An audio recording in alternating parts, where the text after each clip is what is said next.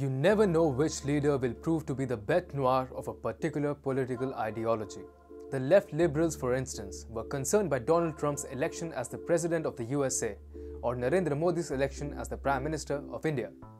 They hated such tall nationalist leaders who ventured on plans to revive the glorious past of their respective countries.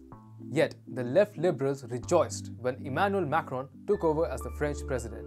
But now, Macron himself is turning out to be everything that the left liberals dislike. Macron has emerged as a sharp leader, ready to take on the enemies of the free world without being apologetic for it. He is the one who fought for France's political freedoms and civil rights after a history teacher, Samuel Paty, was beheaded by an Islamist radical. Macron also refused to condemn Charlie Hebdo caricatures of Prophet Muhammad. And now, Macron could make France the first country to totally boycott Beijing Winter Olympics. Hi and welcome. You're watching TFI Global, the foreign affairs and geopolitical analysis arm of the TFI Media Group. I'm Siddharth, your host. In this video, I will tell you how France could be the first nation to completely boycott Beijing Winter Olympics scheduled to be held in 2022. Let's begin. Beijing will hold the 2022 Winter Olympics, and the world has a mere 2 months to decide if it wants to censure Chinese hegemony.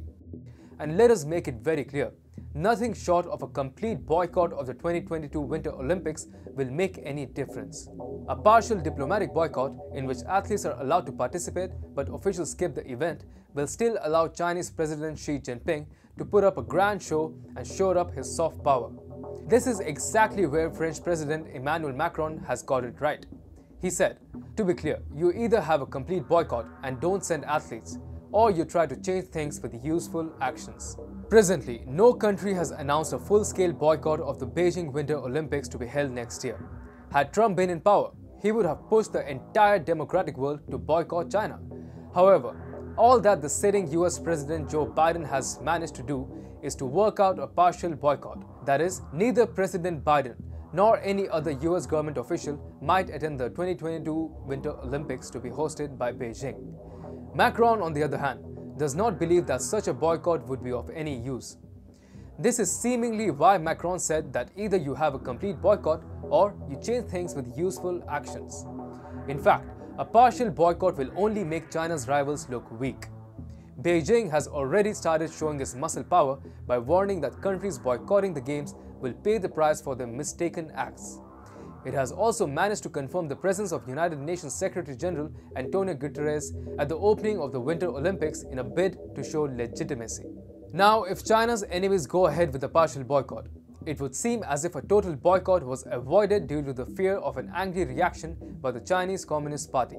Don't fall for the leftist politicians and the so-called intellectuals who propound that sports and politics must be kept separate. History tells us that sports and politics cannot be separated into watertight compartments.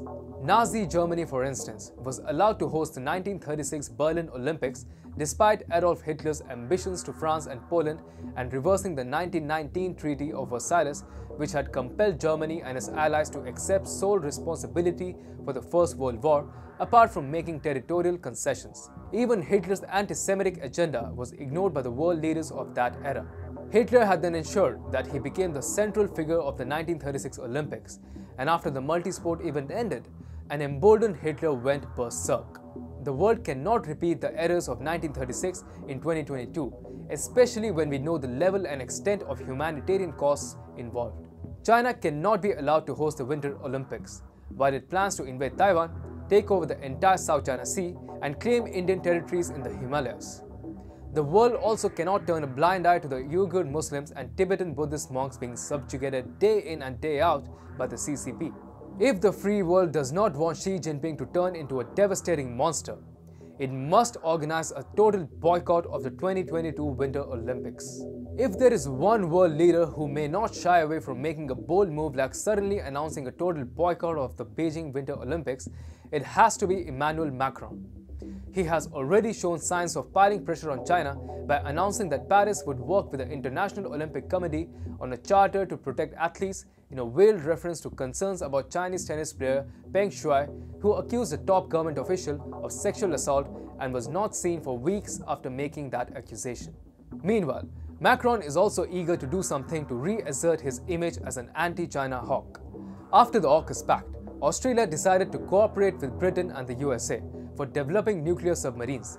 A submarine contract between Paris and Canberra was therefore cancelled. Macron, who has been admittedly miffed by the AUKUS Pact, now needs a stick to beat China with and reassert his image as a giant anti-China hawk. And he won't get a better stick than a complete boycott of the Winter Olympics to beat China with. The time is running out quickly for the free world. Full-scale boycotts are needed to spoil China's big moment, and it seems that France may be the first one to start the process of affecting the 2022 Winter Olympics in a big way.